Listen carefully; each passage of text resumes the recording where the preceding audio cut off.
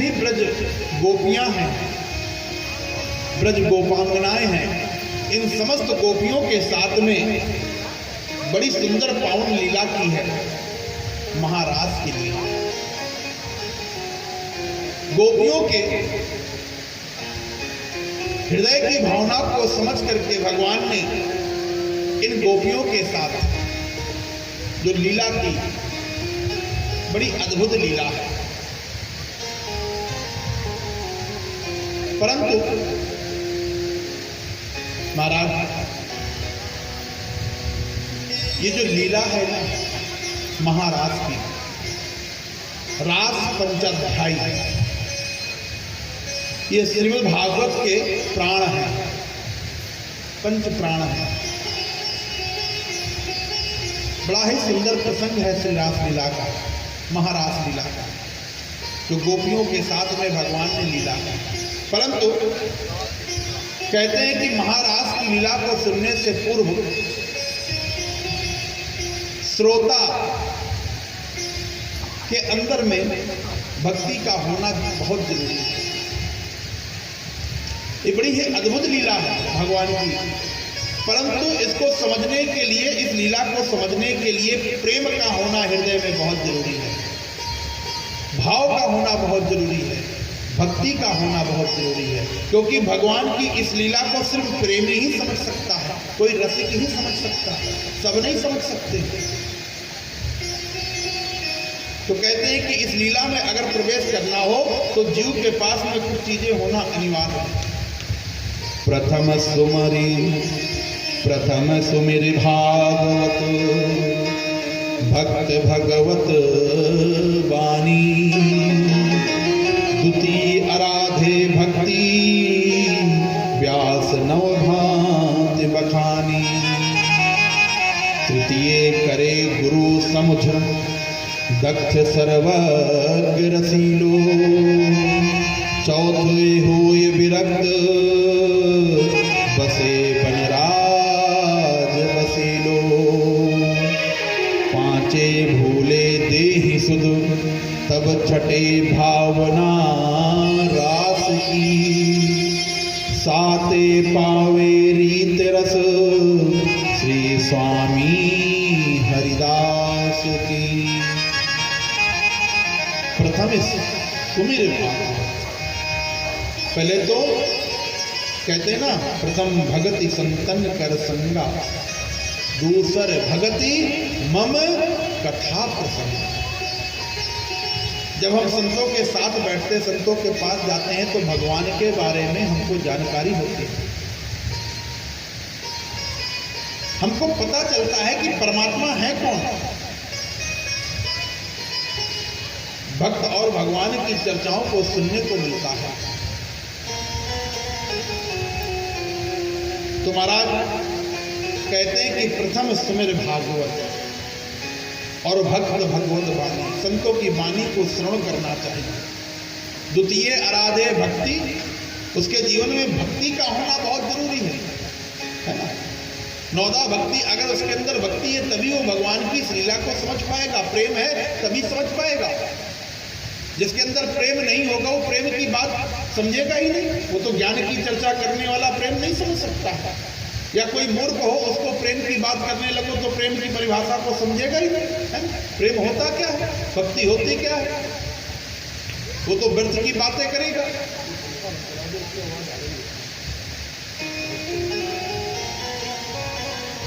तो जब प्रेम होगा, सामने वाले को जब प्रेम की परिभाषा पता नहीं है तो किसी के प्रेम को समझ भी नहीं सकता है।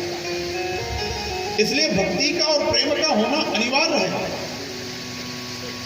बहुत अनिवार्य है।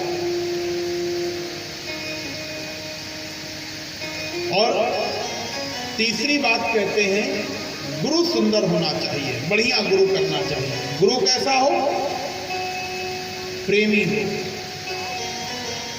भक्त हो परमात्मा का, सर्वज्ञ हो, जिस कथा को सुना रहा है, जिस बात को बता रहा है उसमें दक्ष होना चाहिए, वेद वेदांत को जानने वाला हो, प्रेमी होना चाहिए, रसिक होना चाहिए, क्योंकि जब गुरु रसिक होगा, प्रेमी होगा, तभी भगवान श्री कृष्ण की वो प्रेममयी कथा को सुना सकता है। सब नहीं सुना सकते हैं। ये भाव और भक्ति की कथा, कृष्ण भक्ति की कथा कोई सच्चा गुरु, अच्छा गुरु ही बता सकता है। और वैसे भी मैंने पहले भी बताया पूर्व में कि गुरु के बिना ज्ञान हो ही नहीं सकता है। अगर आपने गुरु नहीं किया, गुरु से ज्ञान नहीं लिया, तो आप कैसे अपने धर्मशास्त्रों को समझेंगे? अंधकार से जो निकाल करके ले जाए प्रकाश की ओर, वही तो गुरु है ना। गुमाने अंधकार रुमाने प्रकाश, जो अंधकार से प्रकाश की ओर ले जाता वही गुरु है। इसलिए गुरु का होना अनिवार्य है। अच्छा गुरु मिल जाए तो महाराज समय रहते ही दीक्षा ले लेनी चाहिए। गुरु सबको करना चाहिए, क्योंकि बिना गुरु के उद्धार नहीं है, मोक्ष नहीं है। गुरु बिन भव निधि तरे न कोई, सोई बिरंच शंकर सम होई। तो गुरु का होना बहुत जरूरी है। परंतु कुछ लोग कभी कभी सोचते हैं कि गुरु मंत्र लेने पर बहुत सारे बंधन होंगे। ऐसा ना हो कि दीक्षा ले लें तो गुरु जी बहुत सारे बंधनों में बांध दें, तो कोई बंधन नहीं होता है महाराज। वैष्णव मंत्र लेने में कोई बंधन नहीं है। क्यों? क्योंकि दीक्षा तो आपके मोक्ष का मार्ग है। गुरु तो आपको परमात्मा से जोड़ता है। दीक्षा में सबसे बड़ा नियम यही है कि आपका मन गोविंद से सदैव जुड़ा रहे। इससे बड़ा कोई दूसरा नियम नहीं है। दीक्षा लेने में कोई कठिनाई नहीं होती है। आपका जो मन है वो गोविंद में लगा रहे, बस यही सबसे बड़ा नियम है। तो महाराज गुरु हर जीव को करना चाहिए, और गुरु भी प्रेमी हो, है ना, ज्ञानी भी हो, प्रेमी भी हो, सतमार्गी भी हो, क्योंकि जो सच्चा गुरु होगा वही परमात्मा तक पहुंचा सकता है। गुरु के 4 रूप बताए गए हैं। गुरु के 4 रूप हैं। कहते हैं कि अगर आप गुरु जी से मिलने जाएं कभी, है ना, या गुरु जी आपसे मिलने के लिए आए, और मान लीजिए आप गुरु जी के रूम में गए, कमरे में गए, गुरु जी बैठे हो, और उस समय ध्यान मुद्रा में बैठे हो, आपसे हो सकता बात ना करें, ध्यान मुद्रा में है, तो कहते हैं उस समय गुरु को योगी का रूप मानना चाहिए, भगवान शिव का स्वरूप मानना चाहिए। भगवान शिव का स्वरूप मानना चाहिए। अगर ध्यान मुद्रा में बैठा हुआ, अगर आप उससे बात कर रहे हैं और वो बातों में आपसे बड़ी मर्यादा में बात कर रहा है, बड़ी सरलता से बात कर रहा है, यत्र तत्व की बातें ना करें, तो शास्त्र कहता है उनको राम जी का स्वरूप समझना चाहिए, क्योंकि राम जी मर्यादित हैं। कभी ऐसा भी हो सकता है कि गुरु जी से बात कर रहे हो और गुरु जी अगर कोई गलती देखे शिष्य की, तो हो सकता है डांट भी सकते हैं, क्योंकि गुरु है, गुरु का पद है। जिस प्रकार से माता पिता अपने पुत्र को डांटते हैं, समझाने के लिए, सुधारने के लिए, हो सकता है कभी किसी गलती की वजह से डांट दें, तो उस समय गुरु से नाराज होने की आवश्यकता नहीं है। गुरु को उस समय नरसिंह भगवान का रूप समझना चाहिए। मान लीजिए आप कभी गुरु जी के आश्रम में चले जाओ और आश्रम की व्यवस्था चल रही हो, और उस समय कुछ वहाँ के लोग अगर यत्र तत्र व्यवस्थाएं ठीक से न चला रहे हो और आपने गुरु जी को देख लिया डांटते हुए, तो ऐसे विचार नहीं लाना है वहाँ पर कि गुरु जी इस प्रकार से क्रोध करते हैं। वहाँ यही भाव होना चाहिए कि गुरु जी क्या कहते हैं अपने कार्य के लिए, क्योंकि कभी कभी गुस्सा भी आवश्यकता है, क्रोध भी आवश्यकता है, क्योंकि जब घी सीधी उंगली से नहीं निकलता तो कभी कभी उंगली भी टेढ़ी करनी पड़ती है महाराज। और यदि मान लो परिवार आपका विराजमान, सब लोग आए हुए हैं, हंस रहे हैं, बोल रहे हैं, तो बहुत से लोग ऐसे भी कह सकते हैं कि अरे ये कैसे गुरु जी परिवार में बैठ करके हंसी मजाक कर रहे हैं, अरे गुरुजी भी इंसान ही है, आपका भी परिवार गुरुजी का ही परिवार है। हो सकता है परिवार के साथ हंस रहे हो, बोल रहे हो, बातें कर रहे हो, तो शास्त्र कहता है कि उस समय साक्षात भगवान श्री कृष्ण का स्वरूप समझना चाहिए भगवान का, गुरु को। ये 4 रूप बताए गए गुरु के। इसलिए मैं बार बार यही कहता हूं कि जो हमारे पुराने समय में कहा गया है कि पानी पियो छान के और गुरु करो जान के, परंतु हम हमेशा कहते हैं गुरु करो छान के और पानी पियो जान के, क्योंकि समय बदल गया है, कलयुग है महाराज। आप कहाँ कब किस समय किसके घर का पानी पी रहे वाली ये समझ लो, है ना? साफ सुथरा है पानी की नहीं। वैसे भी आजकल कहीं का भी पानी पीने लायक नहीं रह गया है, बहुत सारी बीमारी होने लगी है। तो पानी भी समझ लेना चाहिए कहाँ का कैसा कब पी रहे हैं, और गुरु को भी समझ लेना चाहिए, जान लेना चाहिए गुरु कैसा हमारे योग्य है कि नहीं।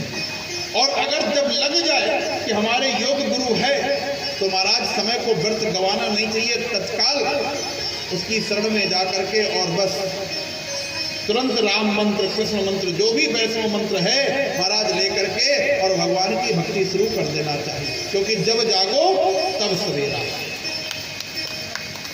इसलिए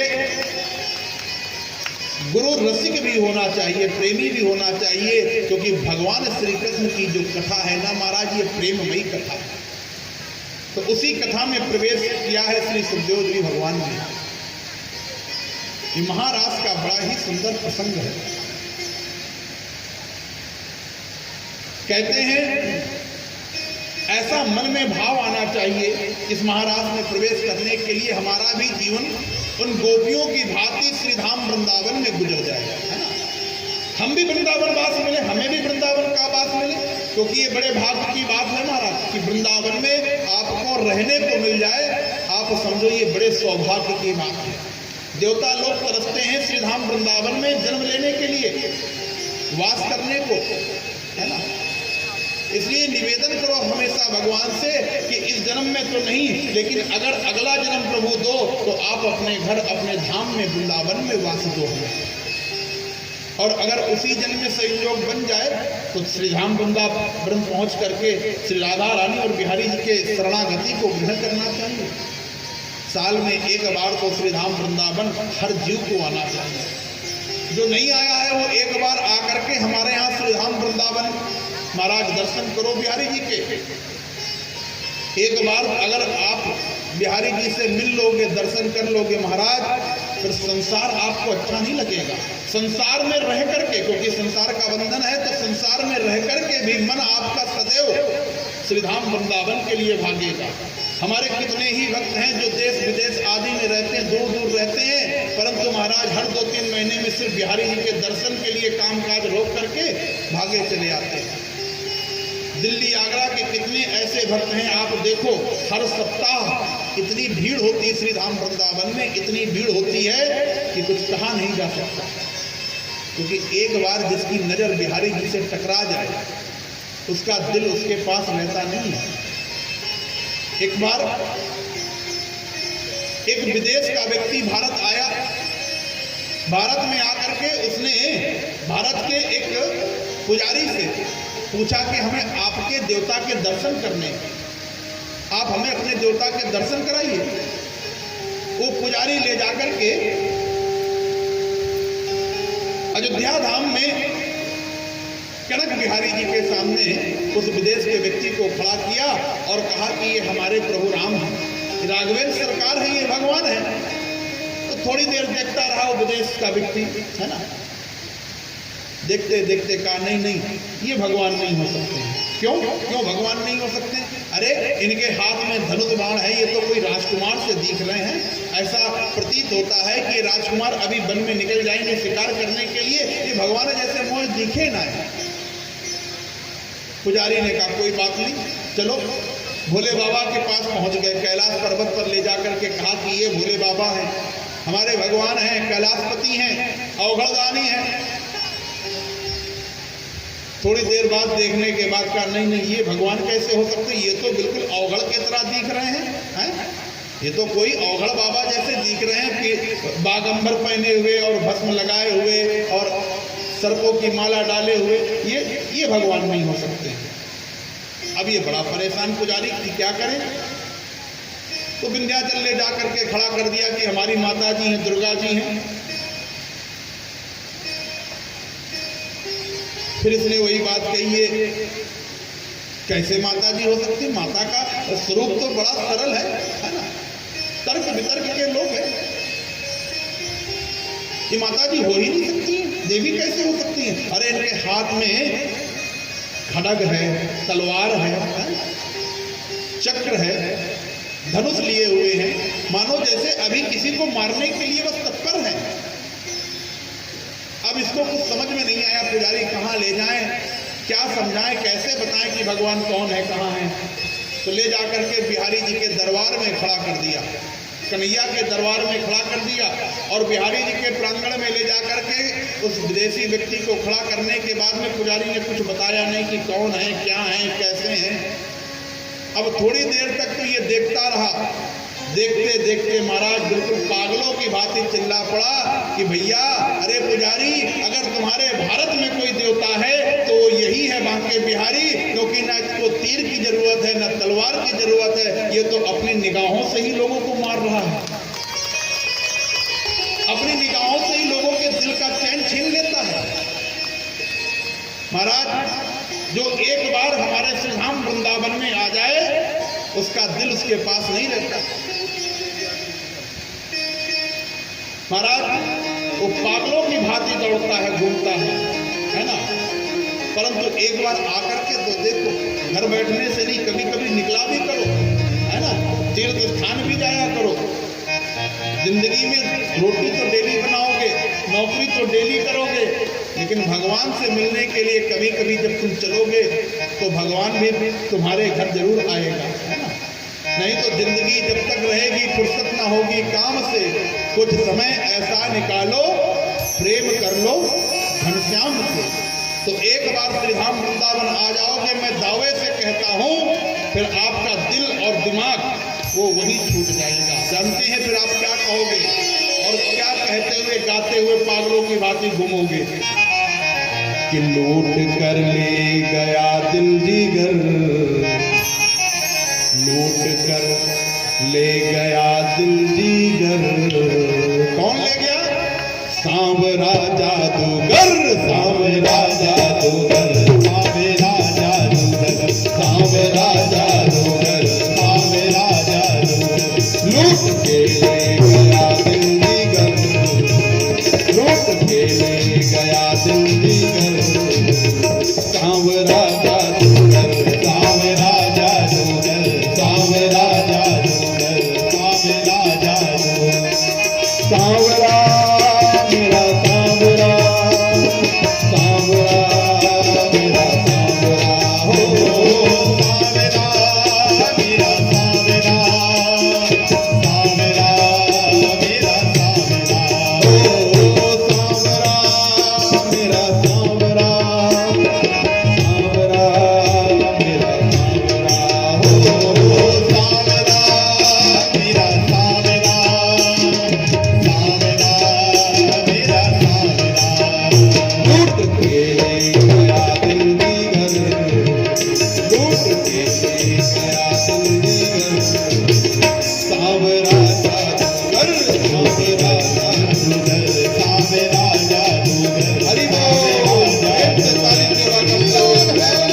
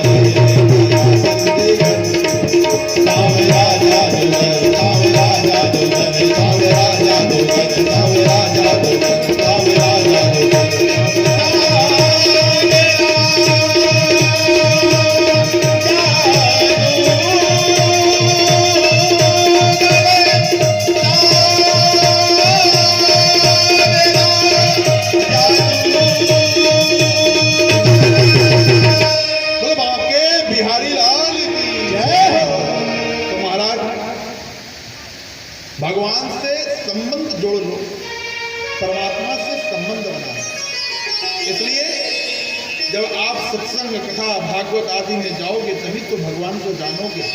और उसके लिए जब गुरु जीवन में अच्छा मिल जाएगा तो वो परमात्मा की शरणागति करा देगा, भगवान के धाम तक पहुंचा देगा।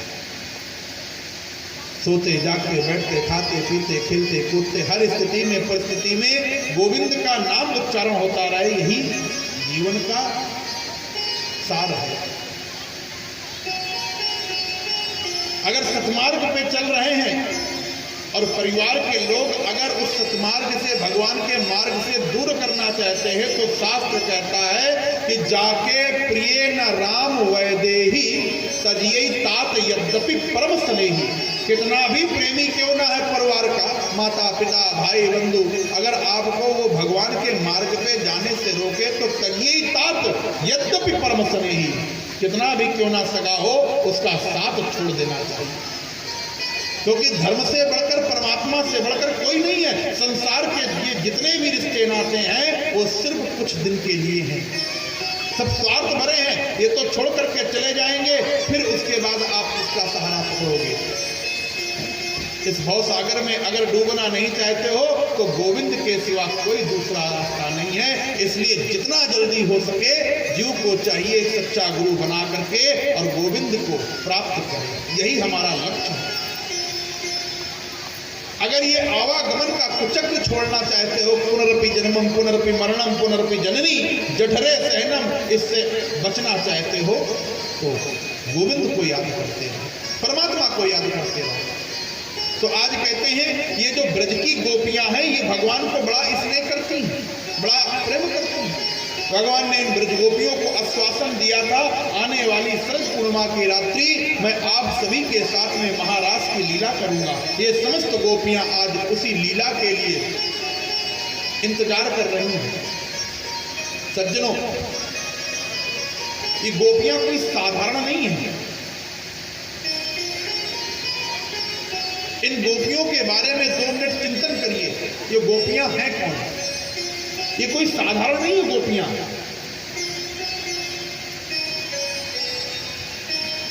गोपी का मतलब क्या है? गो का अर्थ होता है इंद्रिय, पी का अर्थ होता है पीना। गो भी इंद्रिय, कृष्ण रसम पीवती इति गोपी, जो अपनी समस्त इंद्रियों से कृष्ण रूपी रस का पान करे वही गोपी है। जो अपनी समस्त इंद्रियों से कृष्ण रूपी रस का पान करे वही गोपी है। सोते जागते बैठते खाते पीते खेलते कूदते हंसते बोलते नाचते गाते हर स्थिति में परिस्थिति में उस कृष्ण को याद करे। ये ब्रज की जितनी भी गोपांगनाएं हैं, गोपियां हैं, ये कार्य तो कोई भी करती रहती हैं, परंतु इनका मन जो है वो सिर्फ और सिर्फ गोविंद में रमा रहता है। अपने गोपाल को ही याद करती रहती हैं। हरे कृष्ण कृष्ण कृष्ण हरे हरे, हरे राम राम राम हरे हरे। ये महामंत्र है हमारा भागवत का। अपने कृष्ण को याद करती हैं। दूसरी बात कहते हैं ये साधारण गोपियां भी नहीं हैं। जिस समय भगवान राघवेंद्र सरकार श्री सीताराम जी महाराज 14 वर्षों के लिए वन में गए तो जितने भी वन में संत महात्मा थे, उन संत महात्मा ने जब राघवेंद्र सरकार को देखा, उस छवि का दर्शन किया, तो ये जितने भी संत महात्मा थे उनके मन में ऐसा विचार आया कि अगर हम स्त्री होते तो राघवेंद्र सरकार की सेवा करते। भगवान राघवेंद्र सरकार कहते हैं इस अवतार में तो ये मुमकिन नहीं है, क्योंकि इस अवतार में मैंने संकल्प लिया है एक पत्नी का, इसलिए उस संकल्प को मैं तोड़ नहीं सकता। तो ये वही संत महात्मा आकर के द्वापर में गोपियां बने हैं महाराज। इतना ही नहीं, जिस समय भगवान कच्छप का रूप लेकर के समुद्र में गए हैं, प्रवेश किए हैं समुद्र में। मंदराचल पर्वत को अपने पीठ पर रखने के लिए जब भगवान कच्छप का रूप लेकर के समुद्र में गए तो जितनी मत्स्य कन्याएं हैं, मत्स्य कन्याएं हैं, उन मत्स्य कन्याओं ने कच्छप भगवान को देखा तो इनके मन में प्रेम जागृत हुआ। भगवान ने कहा इस अवतार में